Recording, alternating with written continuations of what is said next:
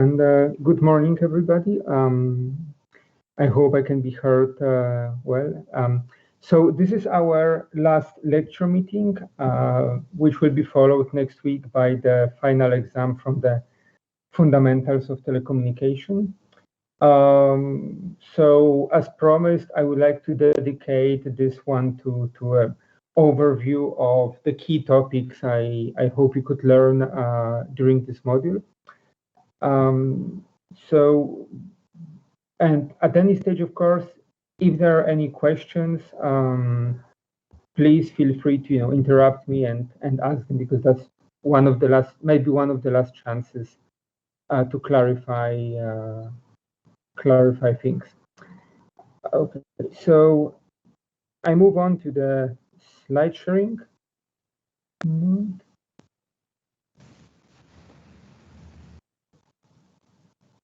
All right. So can you see the slides and can I be heard? Can't see the slides. We can hear you, but we can see the slides. So, sorry, once again, you can? We can hear you, but we can see the slides. Okay, give me a second. Yeah, no, sorry, my mistake. Now it's better, right?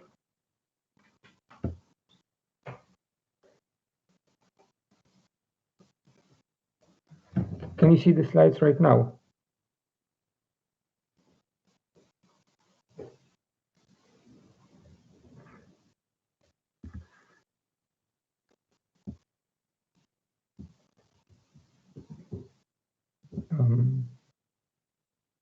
Hello? is my screen visible right now? Yes, yeah. Sorry.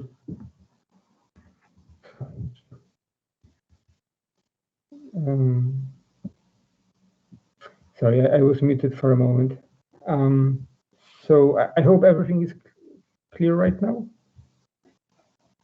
So 50% or 60%? Because information.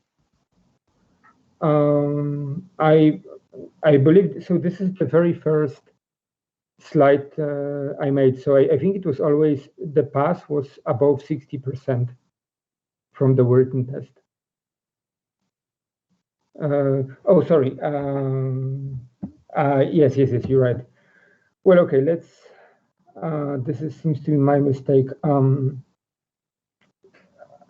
Okay, well, in that case, yes, there is inconsistency. So let's say we have the more relaxed interpretation. Hopefully that's fine. So at the end, the 50% will be the pass score. All right. This is a bit my mistake here. As I mentioned again initially, the pass grade from the laboratory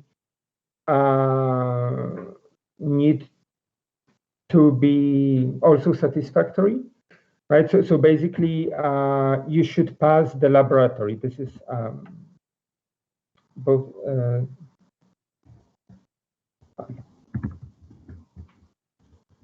So right, that's actually what was meant here. Okay, so which I believe the laboratories are going well, and hopefully there are no technical issues with the schedule. Or how is it going on your side? I mean, are there any concerns there? We already finished the laboratory. Brilliant. So, and you passed and everything. Okay, brilliant. Right. So then, yeah, as I mentioned, that there will be a written test. I mean, written on 18th of June, with the second retake the same also on Friday, 2 weeks later. And just some organizational issues. So as I mentioned, the exam will be an online test with ePortal platform. It is, well, basically a link will be provided to you via Microsoft Teams. This will be done in advance of the exam, probably, I know, at least few hours, if not one day. However, you'll be able to open the link and enter the exam only at 11 on the 18th of June. The writing time will be 70 minutes, which I believe should be enough for this test.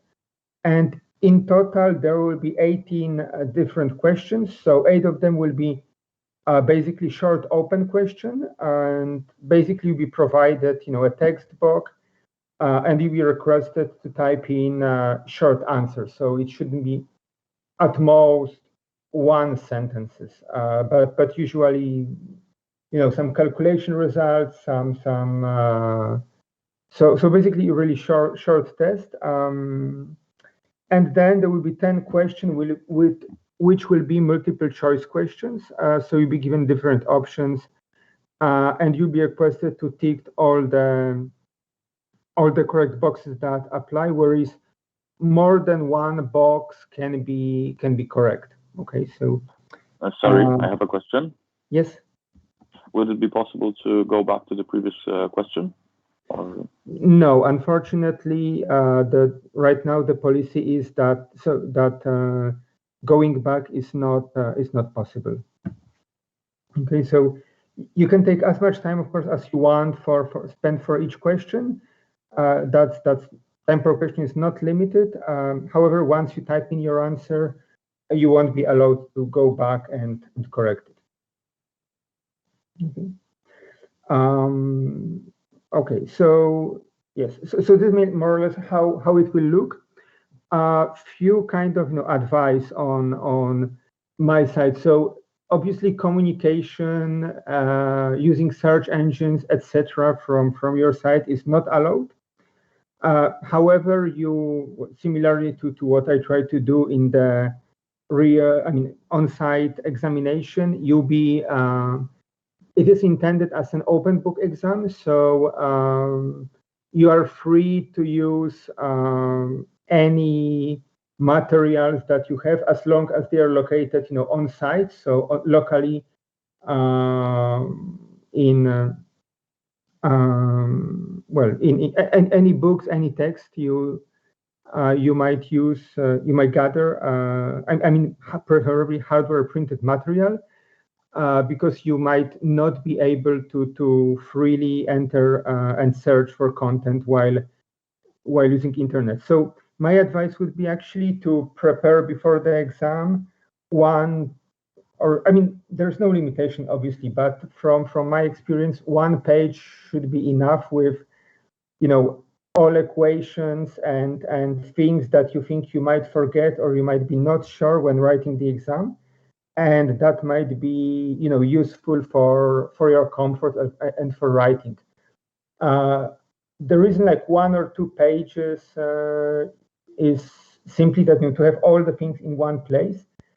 Because again, if you be searching through books or external material, that might take simply too much time. And it's obviously your choice what you decide. But again, my feeling is it's a good practice to have 1 or 2 pages written or printed out with equations.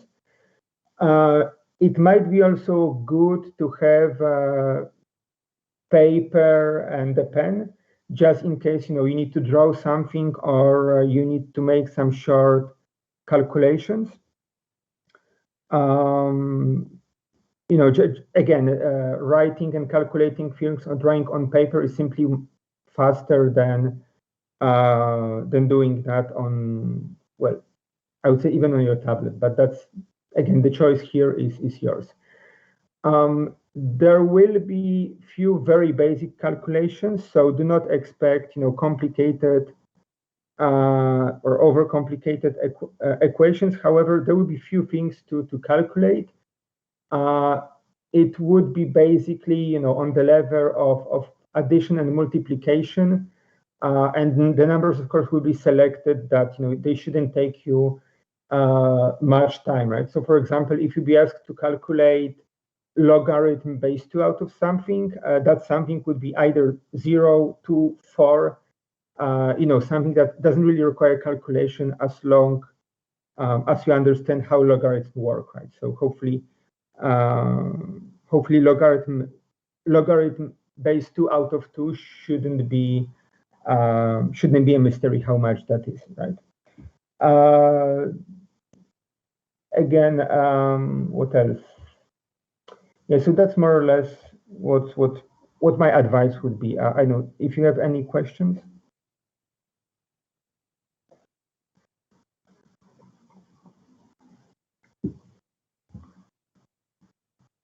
All right. Another issue, it's actually a question to you.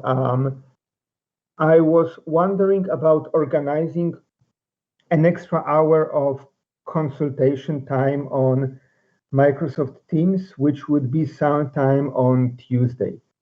The question is actually to you. Do you think there will be need for such a consultation, or do you believe you don't need that? And if you do need, is there any time preferred on Tuesday that you'd like that hour to use?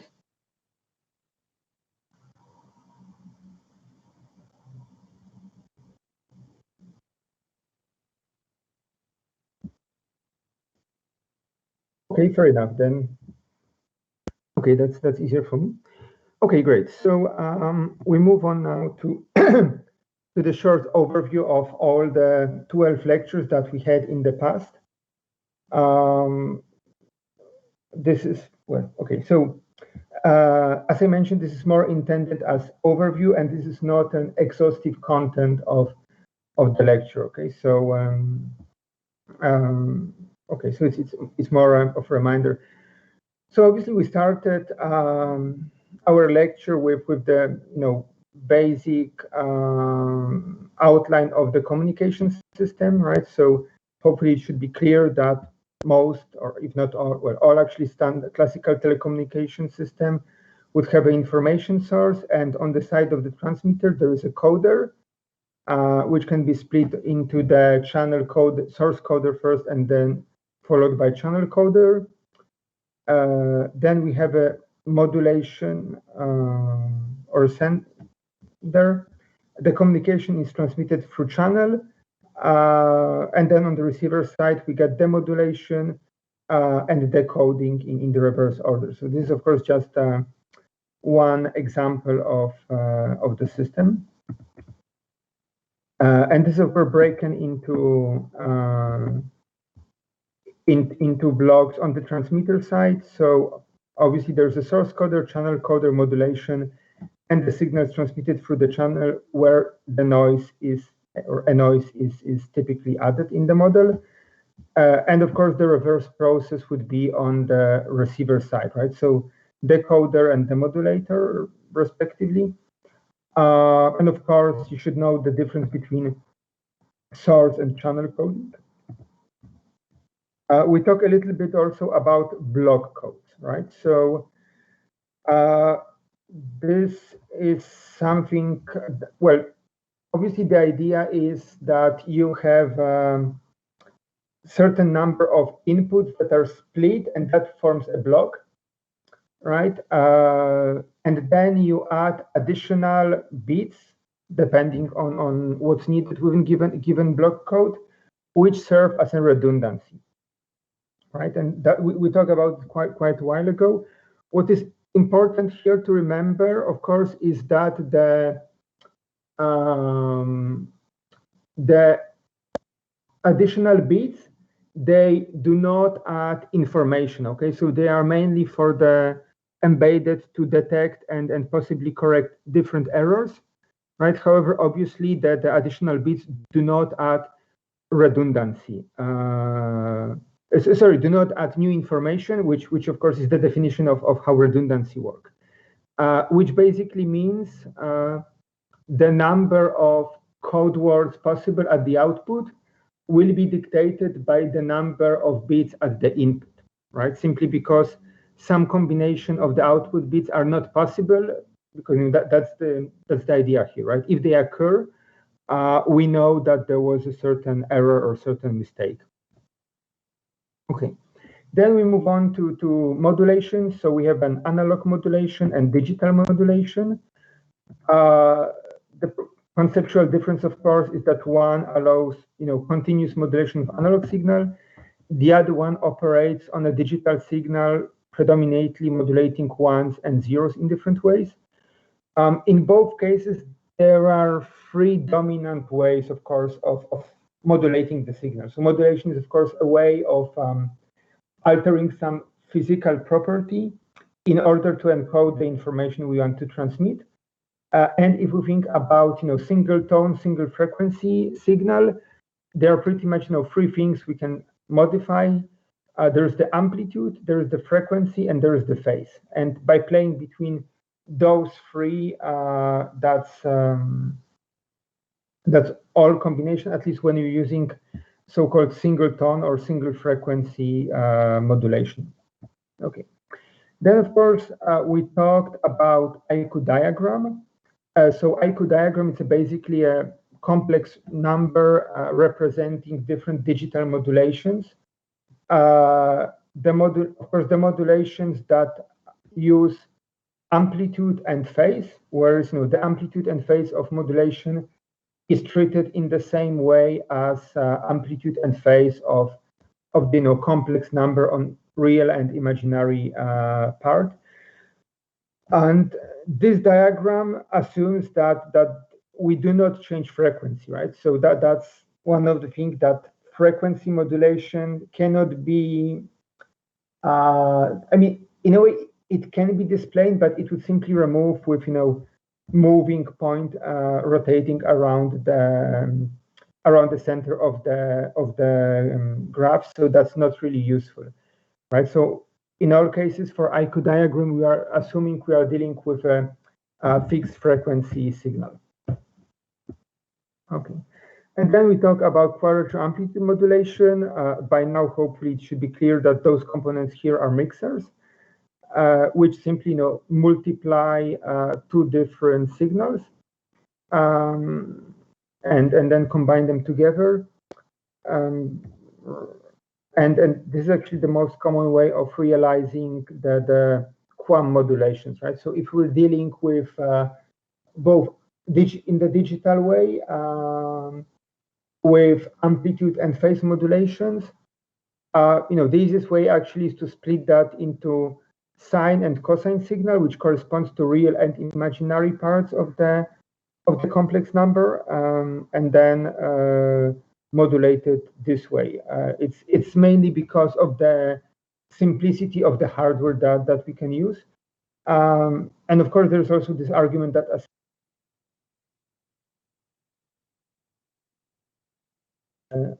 as we told earlier on, gives you two independent channels, or two independent degrees of freedom that you can modulate. Okay, now we also know that there is the IDR IQ modulation or QAM modulations. But if you add noise, your points, start to be generally blurry. So we don't see anymore a single point that is for modulation. We see more a cloud of points. And of course, the larger the cloud of the points, the more likely it is that different, the clouds basically overlap, which in turn means that your receiver might be confused, right, and not distinguish the intended symbol, misinterpret that with other neighboring symbols, and that depends on the amount of noise. So that was kind of visualized here in this diagram, and hopefully remember what is important, that of course now we have a free received signal, which might be difficult to interpret. However, of course, if we use lower level modulation, so basically with lower number of points within the modulation, the side effect, the consequence would be that we can transmit less information, right? However, they will be more robust against noise, right? So it will be more difficult to misinterpret them on the receiver side.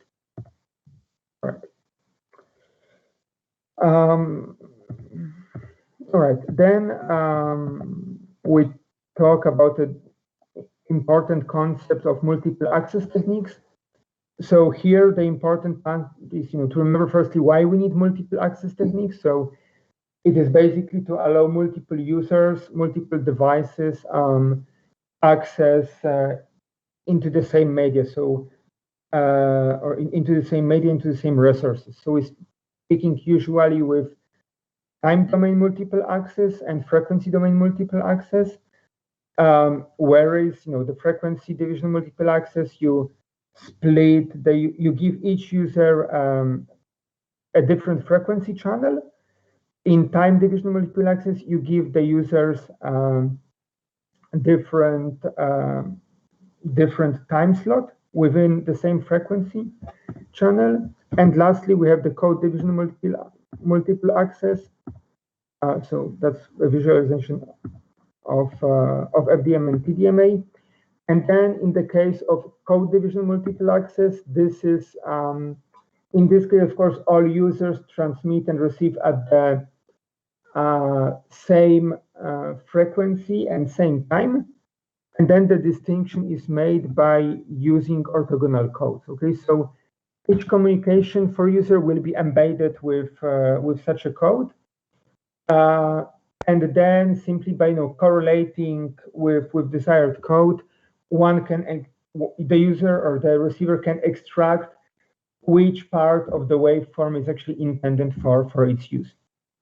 Okay. Important part here is, of course, that with the CDMA, you cannot get overall more bandwidth or more throughput. Sorry, you cannot get more communication throughput by using more CDMA codes. Okay, so your resources are still limited, and I hope in terms of frequency channels and time, this is quite clear that the resources is the same. You just can chop it into more time slots with shorter time slots, or more frequency channels with narrower frequency channels if you increase them. And actually in the CDMA it is the similar case. So basically, if you add more codes, your channel can still the same communication throughput. So basically, then simply each code, the more codes you have, the slower will be the communication with each code. I hope that's clear what I'm trying to say here. All right, and in principle, of course, you can do mix and match, as pretty much mobile phone standards routinely do. So of course, you can combine time domain multiple access with frequency domain multiple access and with code domain multiple access. So for example, you can have multiple channel, each channel operating over multiple time slots, right? And then of course, the numbers of users being served will be the multiplication of the frequency channel and multiplication of time slots from the TDMA. Right. Then we talked about free space attenuation. This is actually right. You don't actually need to know this formula. That's I mean you don't need to know it for it. Won't be used on the exam. That's a bit too complicated. And we'll go back to the topic of free space propagation later on in this review. We talked about noise, and well, I'm quite convinced most of you already know what noise is and how to deal with it from other lectures. However, from the telecommunication point of view, the important concept is so-called signal to noise ratio, which is basically the ratio of the energy of our useful signal relatively to the noise level, right? So it's basically, the name says it all. It's basically how much useful signal we have compares to the noise level. And especially in radio signals, this is also sometimes called signal to noise and interference ratio, which basically means additionally with the noise, we also include our interference, which are simply treated for the calculation as for the analysis as simply noise that is out of our control, even if that noise is made by other transmitters. All right. Then, I mean, generally from the signal to noise ratio, we talked about channel capacity and channel heart rate theorem. So the core concept is that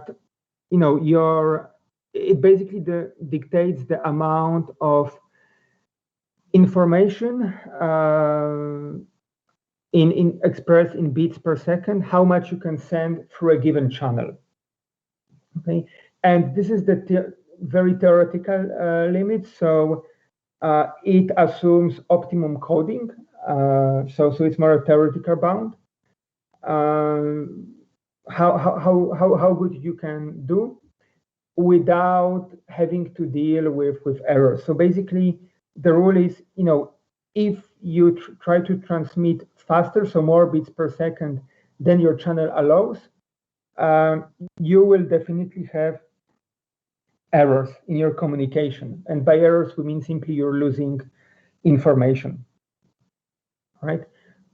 Whereas if you are below the channel heart rate bound, then you know that the communication without errors is possible if you use appropriate coding.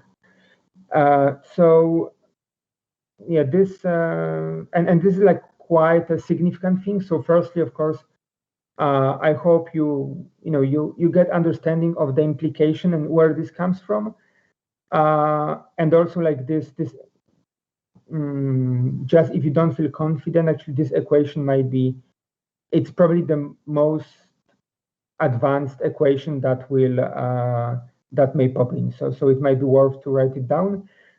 Basically, the meaning of that is that you have the B, which corresponds to your bandwidth in hertz, meaning megahertz, kilohertz, whatever, right? But hertz is like 1 per second, and this logarithm base 2 here, that is basically bits, right? So that at the end of the units match, right? You get bits divided multiplied by 1/second. So it's expressed in bits per second.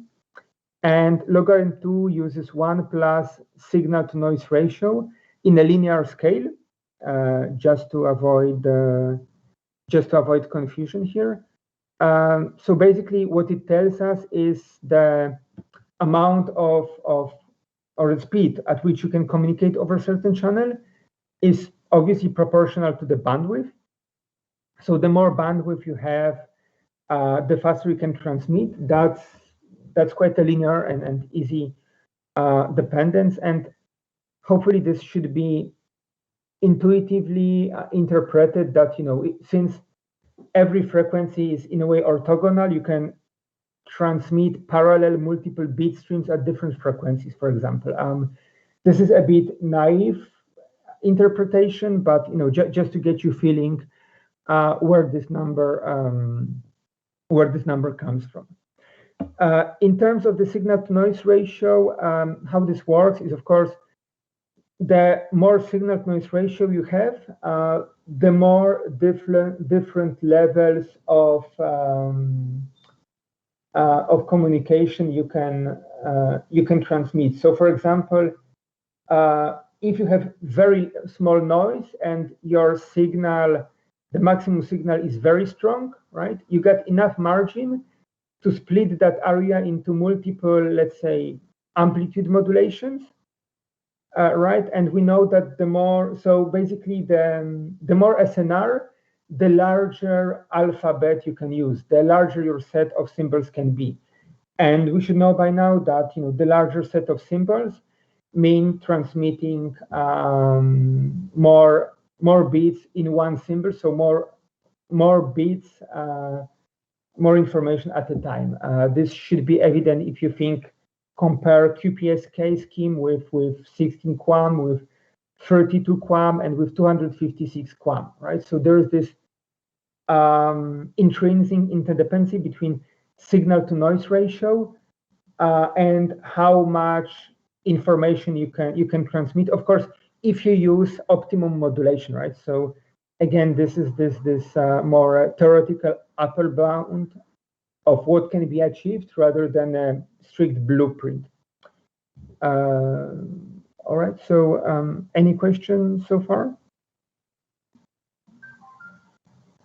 All right, and here is basically given a brief example.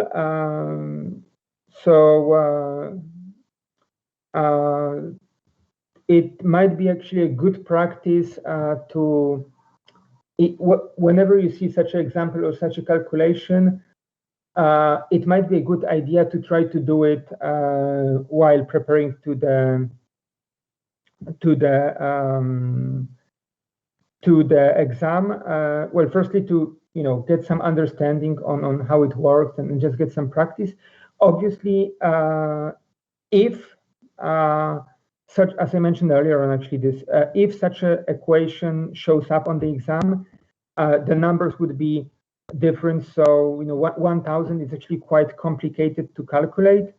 So it would be presumably something that can be instead of something that ends up the power of 2, basically, right? So something that can be don't even require calculation, really, right? Something that can be just done within a few seconds. So don't get scared off if you see like logarithm base 2 out of 1001. Those numbers won't show up in the exams. However, similar simple calculation, as I mentioned, may with some nice numbers that are well, basically a power 2, for example, for easy logarithm calculation. All right.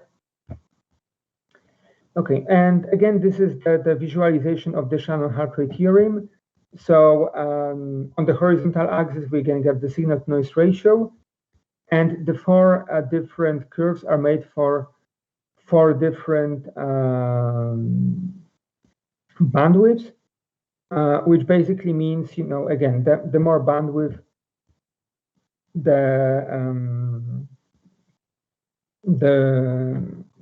the faster the communication throughput. Okay. Now, given the errors, a clear distinction here should be made between error detection and error correction. I hope you both know the difference between the two, but also what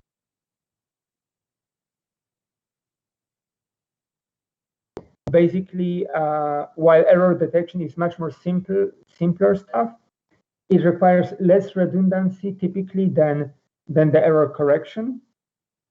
Yeah, and basically know the difference between the two. Okay. All right. Any questions so far? All right. If not, we move to more to information theory. And again, over here we talked about discrete memory-less source and discrete source with memory. And while making this distinction, obviously most of the content we discussed was within the discrete memory-less source, even though, as I mentioned, in some context, it was a bit oversimplification, really. But yeah. And then the core concept, of course, here is the entropy, right? So basically the entropy given as a metric for uncertainty or unpredictability of the system, but also it is an amount of information that is on average encoded in single in single random symbol of your discrete memoryless source, which also means that if you want to design an optimum source coding, right? So we are operating now in the source coding regime. We want to compress the information. The optimum, of course, the optimum average length of the code word. You want to be as close as possible to the amount of information that is being that's on average included in the symbol. If you get less, it means you're losing information. If you get more, that's basically a redundancy.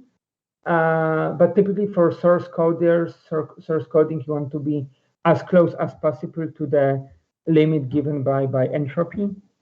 And again, it might be good practice to create a few random alphabets just on the top of your head and try to calculate what is the entropy. It's basically calculated obviously from the probability. Important thing I again wanted to stress here, because that was a bit problematic with some of your colleagues, that entropy is always calculated for a full set or for a full alphabet. Okay, so basically you cannot calculate entropy over one or two symbols. You always need to have the full complete set where all probabilities need to adapt to one. So that's the criteria here. If you're calculating entropy over a set of symbols or an alphabet where the probability does not adapt to one, well, it means you're missing something, and that's not a good. Okay, then we discussed also overinformation, also known as redundancy. I know the term popped in a few times. There is, it's useful concept of the compression. So, well, I guess you should be all again familiar with the concept. Important distinction from information theoretical point of view is that compression can be lossy or lossless, right? So we mean, of course, losses in terms of information lost. So basically, lossless information,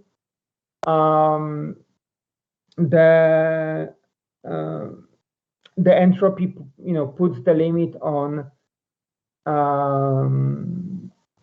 how much compression you can get, right? And basically, then after decompression, you recover fully information without loss, which is, for example, the case with zip or RAR, the classical compression algorithms.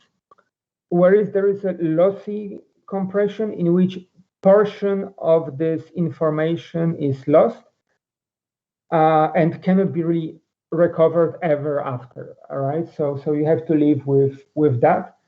How in this case this makes sense when, especially with a content like images or movies streaming, and the amount of information that we are basically okay to get lost here depends pretty much on our senses, right? Or how much comfortable we feel with the compressed content.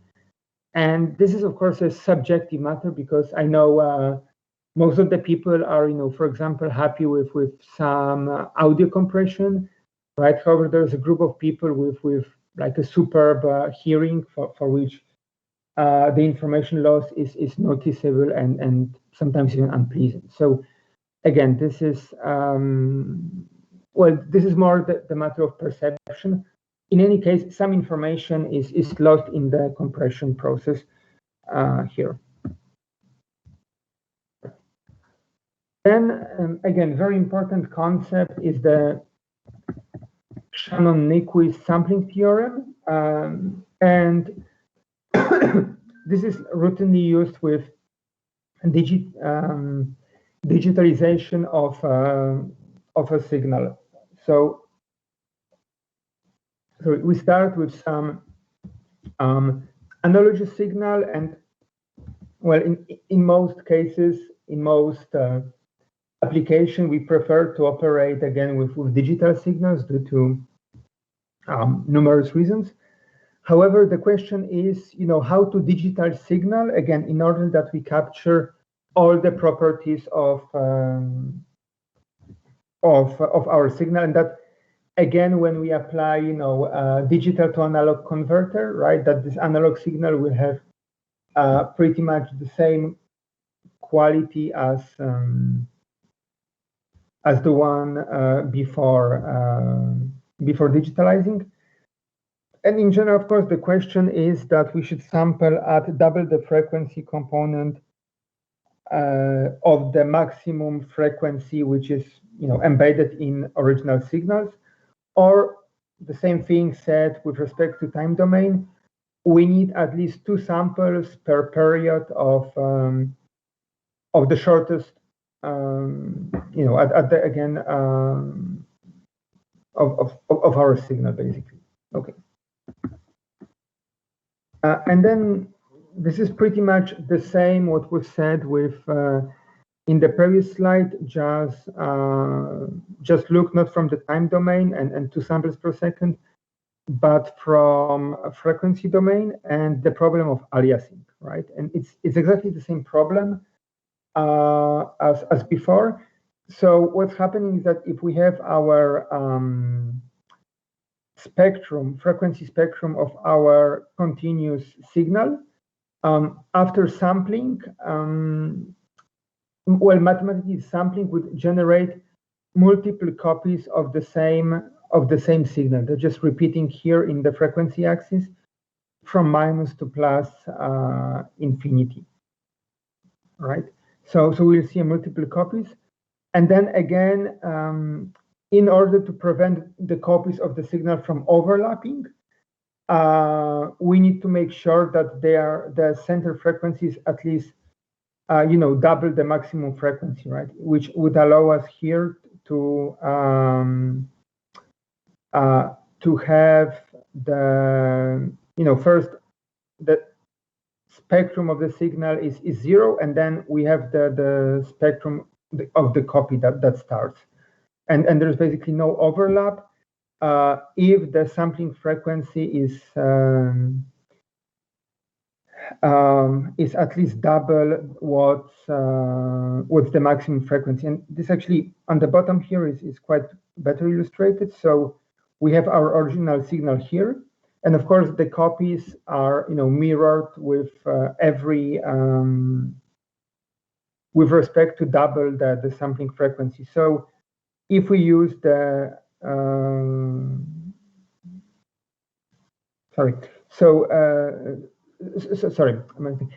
they copy every sampling frequencies. So using double sampling frequency again makes sure that there is no overlap.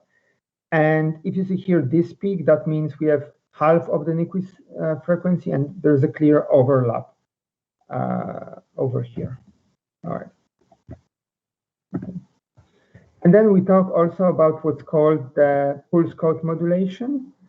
So again, this is quite a good exercise to quickly perform. I mean, at the end of the day, if you understand what's happening here, this is a simple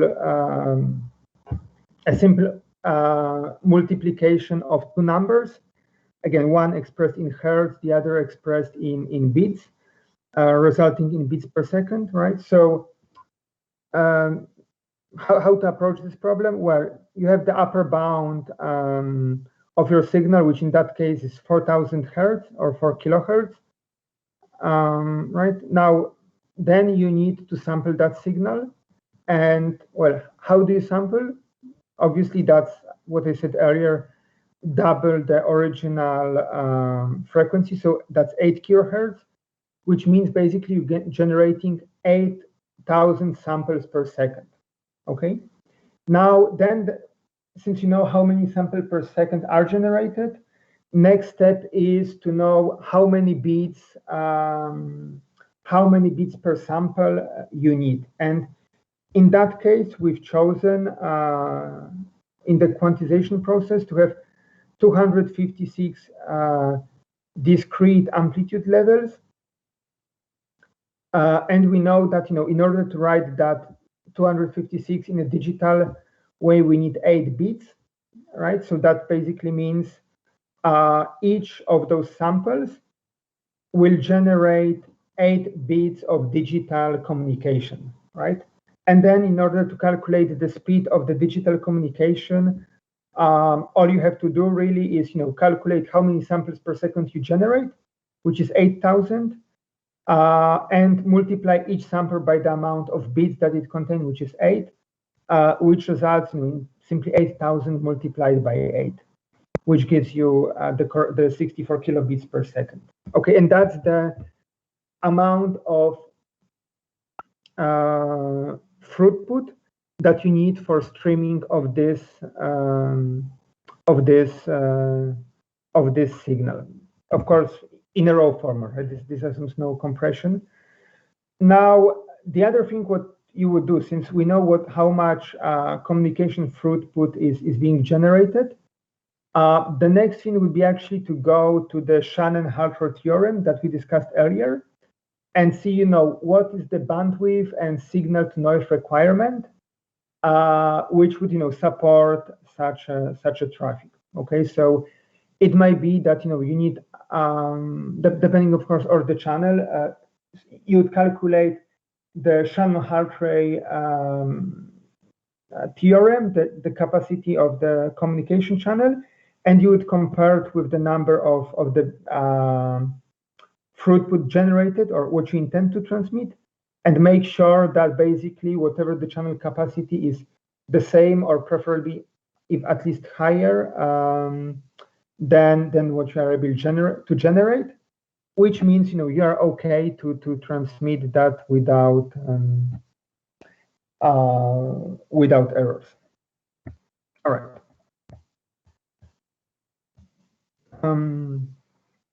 And then there's one more thing. So I mentioned the Nyquist sampling criteria and the fact that you always sample at double the maximum frequency of your signal. In some cases, you might do what is called oversampling, and this is basically one of the form of redundancy. Actually, it can be seen like that. So generally, in that case, the neighboring samples will be strongly correlated, which means, portion of the information will be overlapping between multiple samples. As you can imagine from the previous example, sampling at higher speed will, of course, generate more communication throughput for your streaming, which also will require a channel with proportionally increased capacity. So you have to be careful here, as usually with redundancy, right? So it might be useful to add a little bit of the redundancy, but there's also a trade-off that you don't want to put too much of it, simply because the communication, it will generate simply more bits that you have to transmit, or more traffic, more traffic. All right. So with that, we moved to codes and block coding. So again, I already mentioned this, right? So we have a stream of bits which is chopped into a block of h, in that case, bits, or sorry, k bits actually. And then you add redundancy in the form of few extra bits. So you end up with n bits, which is greater than k. The amount of added bits is exactly the redundancy for a block code. Again, more redundancy, the more robust your system is. The less redundancy, the more efficient it is. So it's always a trade-off between the two. And again, I mentioned it's the number of input bits that always dictates how many information is being transmitted, right? The added bits do not add any new information. They're just repeating itself. but still the number of possible code words is the same as the number of possible inputs. Finally, Huffman code. So this again, something might be worth doing some dummy calculation at home, preferably actually on the same alphabet that you will use to practice entropy. Again, Huffman code, we talk how it is created, so I'm not going to go into much details here, but the key principle actually is that firstly, a Huffman code is a variable length code. Okay, so contrary to the classical approach, in this case, each symbol have or may have a different number of bits unsigned or different length of the code word. And this is, of course, inversely proportional to the probability, right? So basically, you want to have the symbol that is the most common as the shortest, with the shortest code word, simply because statistically it will be occur most often, right? So you want to have some short form for it in order to be more efficient. And in principle, if you calculate the entropy, which, as I mentioned, gives you the bound, the theoretical bound of how efficient you can be with your communication. So it is demonstrated that the Huffman code will get you if executed correctly, it will get you as close as possible to the theoretical bound for entropy. So at the end of the day, it's a very efficient way, again, of source coding, a lossless one, of course. But yeah, it's just amount of you're really transmitting only the things that are necessary. All right. Again, no comments or questions. All right. So yeah. Then another concept we talked is again the bandwidth, space, and time resources when dealing with radio channel and radio communication.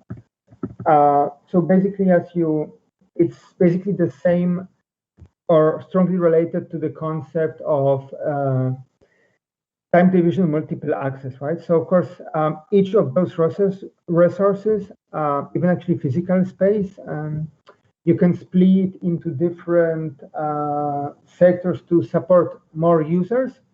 However, also usually each of those is a very limited resource that you need to use in a well-planned manner, really, right? So typically your bandwidth is limited either by regulation or by the license that you bought from the government for using it. Well, your space it's obviously limited, and time that's well. All right, okay. And then this is the free space propagation. As we explained earlier on, if you have the isotropic antenna, which will be actually showed in the next slide, but if you have an isotropic source radiating, uniformly energy in every single direction, then in the lossless case, the amount of energy will decay with the power 2 of the distance, right? And this is basically simply lossless case because of the fact of the geometry that we have the same amount of energy spreading over larger and larger sphere, and that's more or less illustrated on this graphic. And this is basically the general formula for free space propagation. Again, this is the simplest case you can have, so no losses. Actually, losses will even add to further deteriorate the power density that you're experiencing, and also it assumes free space, right? And I mentioned earlier on the concept of isotropic antenna. So again, this is antenna that is only a theoretical construct, but it is very useful when referring to antenna parameters such as gain or directivity.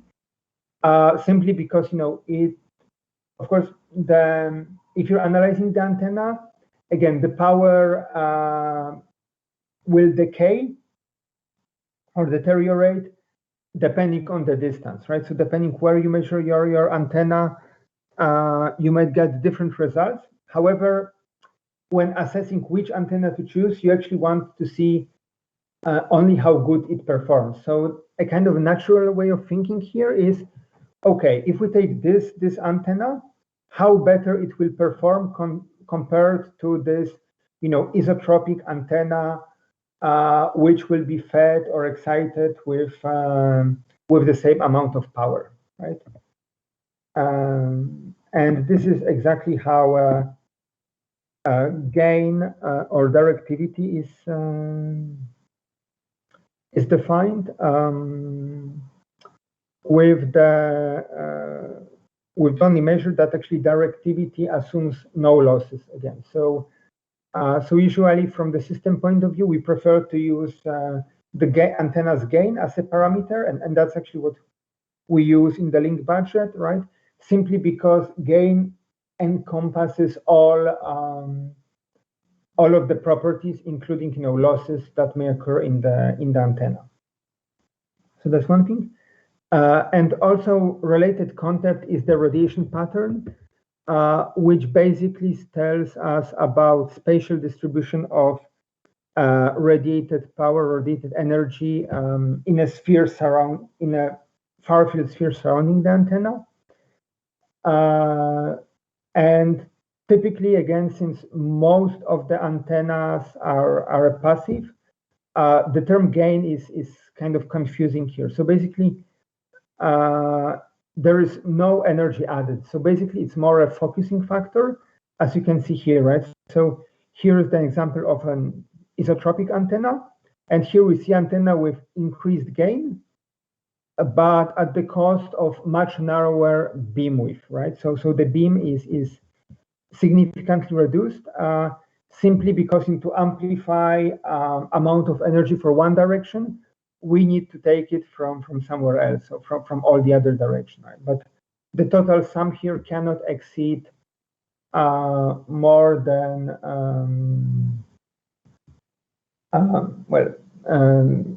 it needs to basically add up, which also means for lossless antenna, you cannot have gain lower than 1 decibel. Right. And then link budget. So again, I hope you've already made or are planning to make some practice here. Just again, keeping to the promise I made you earlier on. If the task about link budget show up on the exam, the path loss will be given already in decibels. Okay, so simply there's no time to get a complicated calculation like this. So it's very likely just given this value 207 decibels. Again, or well, any other value of the path loss, of course. Again, it's not my intention here to make you calculate complex formulas, but rather, if I give you the path loss, I want to see that you know how to accurately apply this to the link budget calculation. What is the consequence of the path loss, right? So what would happen in certain conditions, and so on and so forth. Okay. And then similar calculation is the effective isotropically radiated power, which is the reason it is here is because it's commonly used in many standards and many device specification. And this is, of course, the amount of power radiated by the device, including antenna gain. So it is simply the power delivered at the port, plus the gain of the antenna, again, operating in decibels case, minus, any possible losses that may occur between the output here and the antenna. So predominantly, some cable losses, things like that.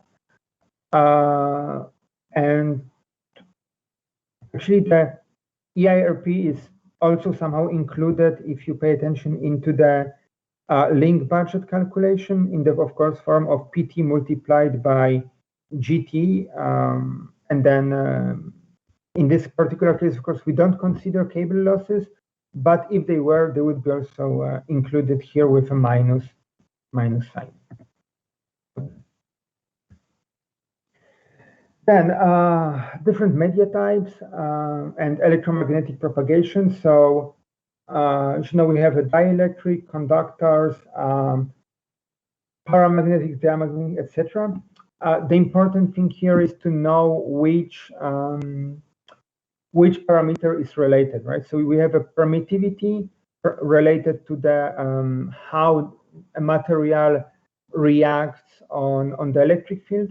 We have permeability, which again tells us how it reacts on the magnetic field, and then conductivity, that's related to charges and the flow of charges within material. Right, and those are just some example of different materials depending on the permittivity, permeability, and conductivity they have. And now important elements that will be later on used for the channel modeling. So those are basically like building blocks of channel model. So we can experience reflection with, again, reflection coefficients that will be different for two different polarizations, and also will depend on the incident angle.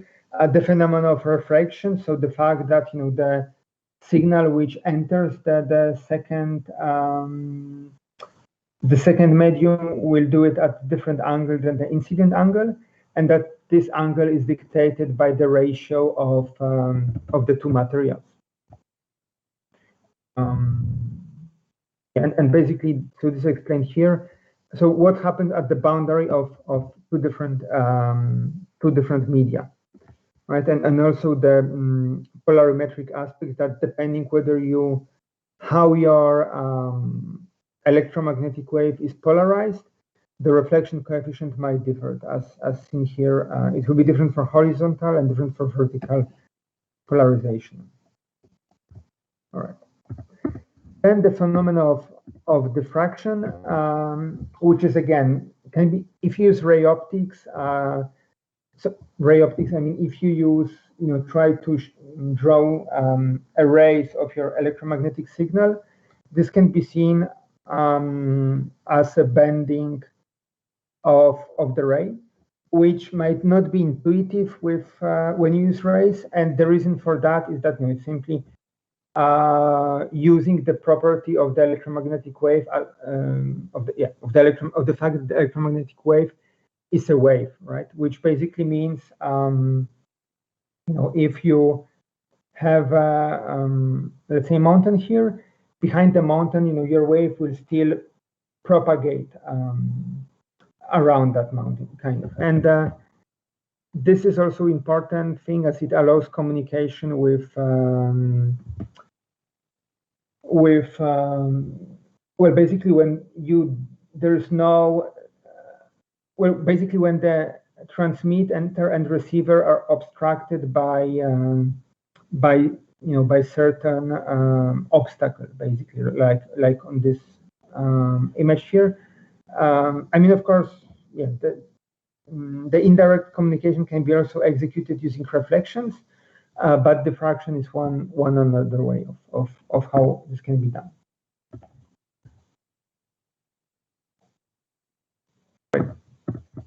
Next, we discussed about the two-ray model, and basically the two-ray model is simply well, it's the first step to multipath propagation. So in the case of the two-ray model, we assume a radio propagation, which is from, let's say, transmitter at a certain height to a receiver at a certain height. And in the most simple case, we investigate direct line of sight for the communication, as well as signal reflected from the ground. Okay, and since I mentioned that the radio signals are a wave in nature, it won't be as simple as just adding the two powers or two signals. So basically, we will experience an interference here. Okay, so depending on the particularities of that geometry, and by that I mean difference between the two paths, the frequency used, the reflection coefficient. We may see either positive or destructive interference or anything in between. Right. So the end effect is actually if you start changing the frequency here or changing the distance, you might see that your signal increases and decreases and increases back and forth. And this is exactly the consequence of that interference. Okay, and if you add more than two signals, of course, that image will be even more complicated, because you can, as in general principle, of course, use the same model for any really number of any number of paths or any number of reflections, diffractions, whatever you can actually calculate, right? And in each case, we'll have the interferometric effect. Okay. And speaking about that, again, when we move on to more advanced model, so when we think about propagation, well, especially in urban environment like downtown of Wrocław, and if you think about Grunwaldzki Square with quite high-rise building, or in general area of the Grunwaldzki Square, you will experience all of the phenomena that we talked in this model at once, right? So you will have some reflections from multiple objects. You will have a diffraction here. You might even, if you're lucky, have a direct component, for example, depending whether when your base station is located. And again, what I said earlier with the dual ray propagation model, again, all of those signals at your receiver will interfere at the same time, and that builds up very complex and difficult to predict your received power. And in fact, the task is so complex that in most cases we have to rely on the statistical approach. So there are very complicated computational tools which allow you to make an exact simulation or calculation. However, they're complicated, they take a lot of time. And then again, if you change anything, you need to make new calculation. And we know that typically those exact channels are changing in time, for example, because of moving vehicle, moving people, different weather conditions, even all that can result in change in your radio signal. And again, because of the interference effect that I mentioned, you don't really need a large change. Even a small change can, change, for example, the path loss of one signal from constructive to destructive interference, and that's and that will change your channel. So overall, the statistical approach is more commonly used. And basically, two most commonly used statistics are the Rayleigh and Ricean statistics, which basically one corresponds when there is no dominant line of sight component. So you mainly rely on only reflected signals, whereas the Ricean statistic, it includes the line of sight, which is usually the strongest. However, in addition to this line of sight signal, you experience multiple additional components. Okay, and typically this statistics is used to to calculate the signal again in multipath environments. So considering all the interfering components that add up and create your channel response. And then, as I mentioned, like 3 basic classes of complex propagation environments. So suburban areas, dense urban areas, and indoor environment. And just to kind of imagine what are the consequences, and from the radio and propagation point of view, just taking into account possible diffraction, refraction, and any basically phenomena dictated by Maxwell equation that we talked earlier on. Right. Then now we move on to basics of optical fibers. What I like you to remember is that, basically how an optical fiber works, and the fact that it uses total internal reflection at the boundary between two materials. And then the fiber itself consists of the core and the cladding, with different refractive indexes, which results in the total internal reflections, which means the energy stays within the core and can be guided. Two aspects of the optical fiber are meridional and skew rays, and basically what are the consequences and impacts, how those two propagate within optical fiber. Also, we talked a little bit about modes. So this is a bit more generic than only for the optical fibers. So the modes are very often used to analyze different phenomena, even actually outside of the telecommunication. So you can find the concept as such of modes in optical fibers as illustrated here. You can find them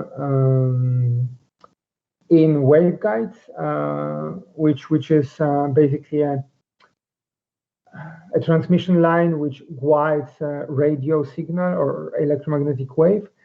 You can actually find them also. They're used in antennas of your mobile phone if you use MIMO technology. Okay, so but in any case, those modes here correspond to the solution of the Maxwell equation.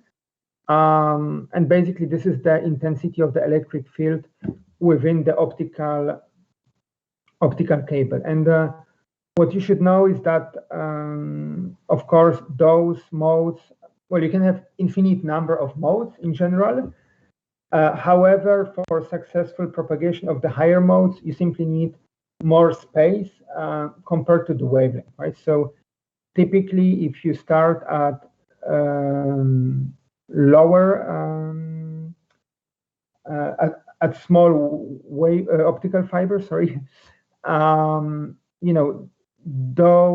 lower modes will be the most easiest to excite, right? So typically, for example, if you have a very small single mode optical fiber, you wouldn't expect them to have you would expect them to have the lowest and the most simple possible mode, right? And then only once you increase the diameter of your optical fiber, again, compared to the wavelength, you will allow the propagation of more advanced and multiple modes.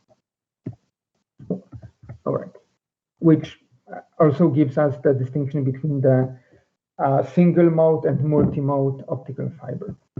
All right. Then we talk about chromatic dispersion and modal dispersion.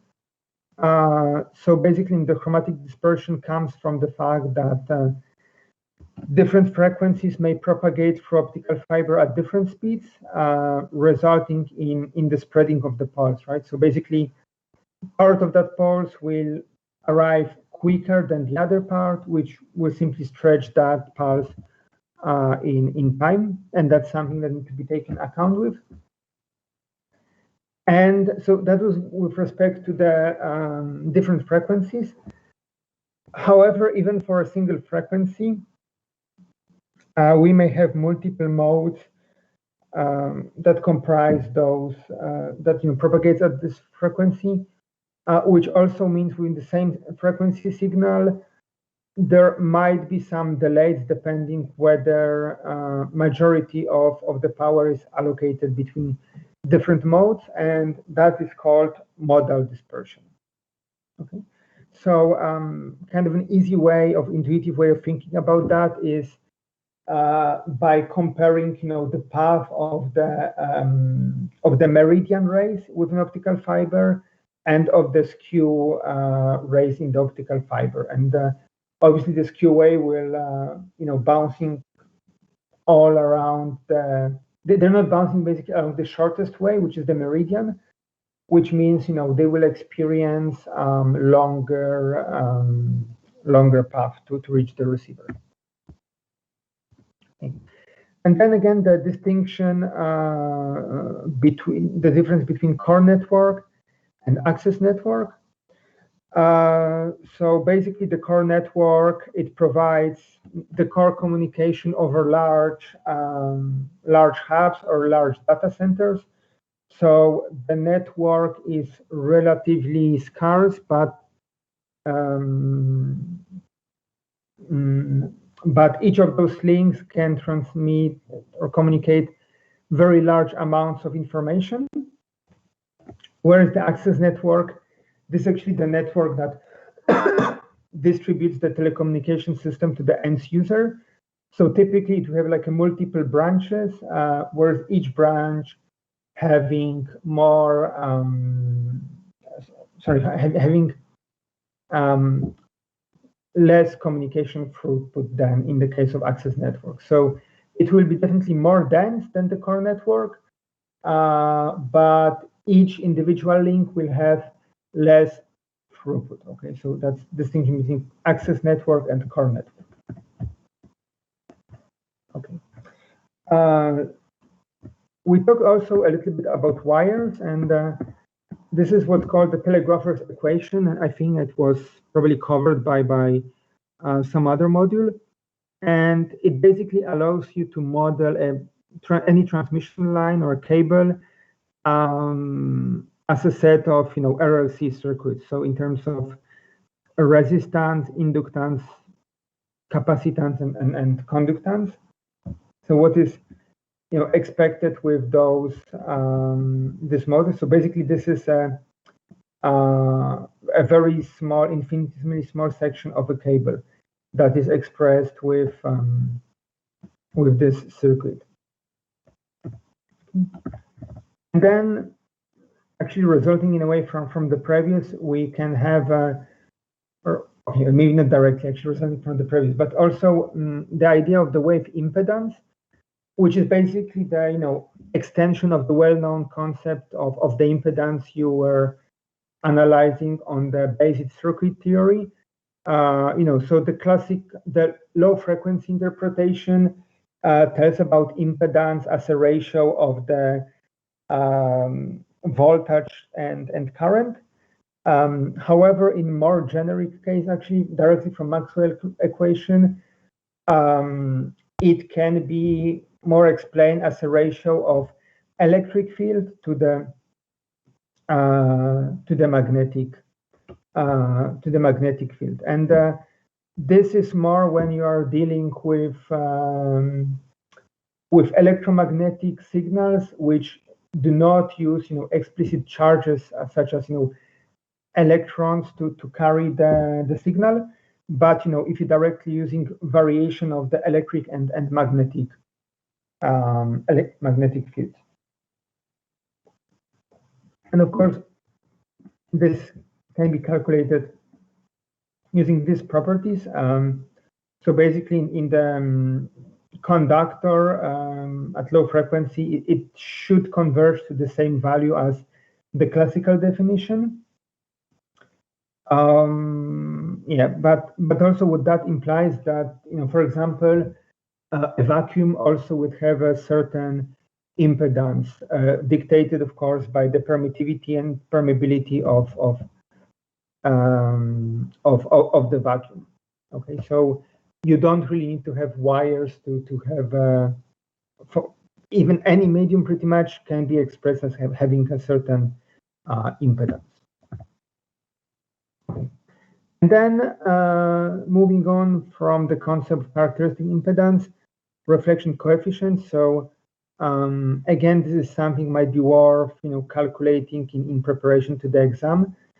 But overall, the generic concept is that if you are connecting two different impedances to each other, this, if you look at the high frequency signals, this would be seen as a reflection, and this would be basically seen as a, as a basically impedance mismatch, right? So such a junction is actually an equivalent of what we talked earlier about the reflection at the discontinuity of two boundaries, right? And you know that if you have two materials with different, either refractive index, but what we said earlier, this can be also expressed as the impedance, you will experience reflection. And the same, of course, rule applies to the circuits. Of course, with the sole exception that if you're operating with the guided electromagnetic wave, right? So a cable, a wired one, you don't need to consider angle at which your signal, hits or the boundary, simply because there's no angle, it's guided. But still, there will be a reflection if there is a discontinuity, and it can be quite precisely calculated. As a general rule, of course, if the two impedances are exactly the same, all of the power will be transmitted to the load, and there will be no reflection, which again should be consistent with your intuition from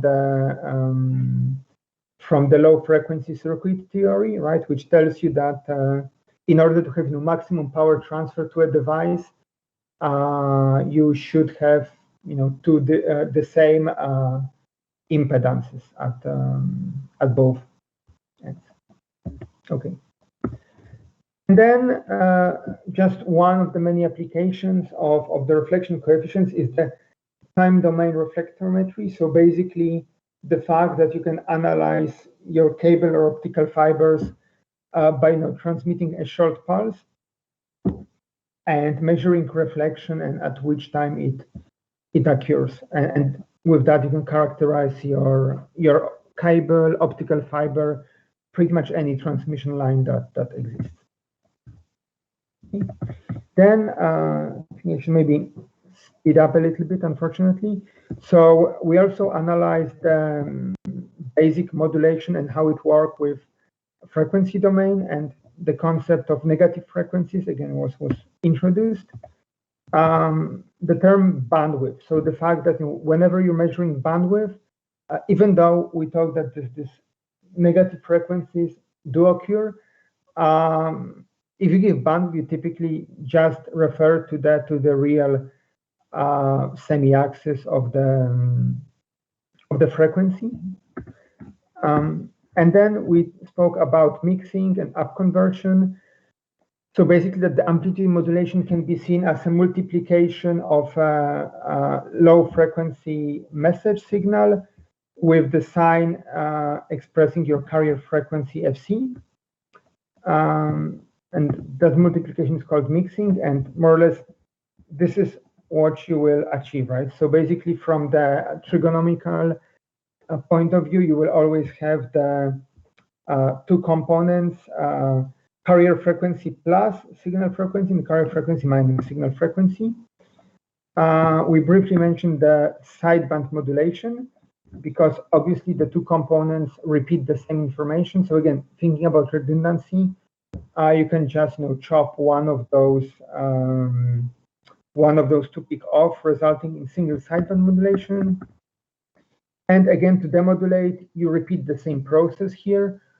So you again multiply by the carrier frequency sign.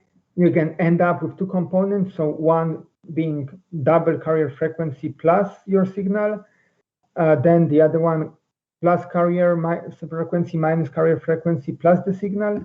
And of course, in the process of demodulation, we are interested only in the low band component here. So we just use low pass filter to get rid of the higher components, which might be later on problematic and cause some undesired intermodulation effects. Okay. And then speaking about the intermodulation effects, so we discussed the super heterodyne receiver, which aims, basically the concept here is that you have three different stages of the receiver, and rather than directly trying to detect the envelope of your modulated signal, it is much more efficient and much more robust to split it into two stages, right? So first you mix that signal to demodulate, but the mixing is in some frequency which is close to the radio frequency or carrier frequency, but not slightly below it. Then you get the intermodulated frequency where you can do the amplification, and only then you do the demodulation, the final demodulation, I mean for the baseband signal, right? Then we talk about mixers and the fact that they are, nonlinear components, and as such, they need also something as nonlinear. So basically, it's not possible to have a mixer only with components like capacitors or inductors.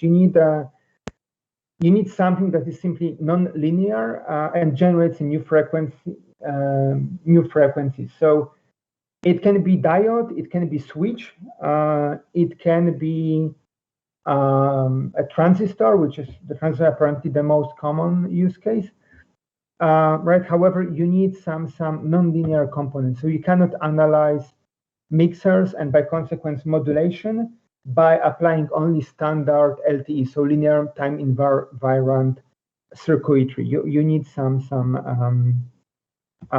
nonlinear component, and I don't want to use the term active because, well, you can use a diode here, but yeah, but it's definitely not only RLC elements, right?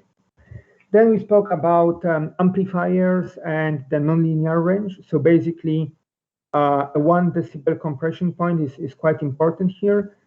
So as you put more power into your amplifier, at some point you will see that your amplification decays, right? And basically the point where your amplification is 1 decibel less than what you would expect, this is the 1 decibel compression point, right? And this is basically the usually for if you want to just amplify the signal without generating intermodulation products, this is basically something where you should avoid using your amplifier above the 1 decibel compression point. Why? Well, simply because, again, it will generate nonlinearities, which, as we talked earlier, will lead to some higher frequency components, intermodulation products. However, in those cases, of course, they're not made intentionally, right? So that's something that is basically out of your control. And then intermodulation, this is basically a modulation of two different signals, which is not intended to happen. To put the story short, so for example, if you have a radio system and you have a broken filter, which lets in two different frequencies, one useful one and one undesired one. And then again, if your amplifier is driven into the nonlinear stage, so close to or above 1 decibel, those two signals will mix on that nonlinearity. So pretty much the very same process will occur as with modulation or demodulation, just in an uncontrolled manner, right? Simply because you cannot generate, well, you cannot control the signals, and that will generate new frequencies that might be like not expected, and they can cause basically havoc in your receiver, in the sense of putting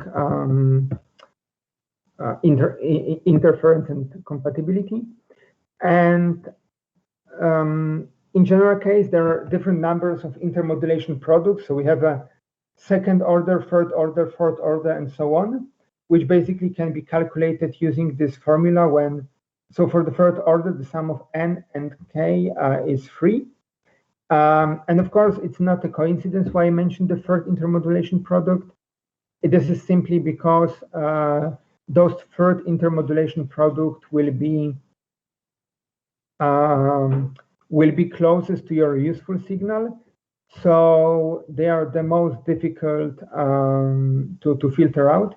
But as you can see here, there are like multiple peaks corresponding to both harmonics, like double the carrier frequency, triple the carrier frequency, but also, so this will be the first intermodulation product.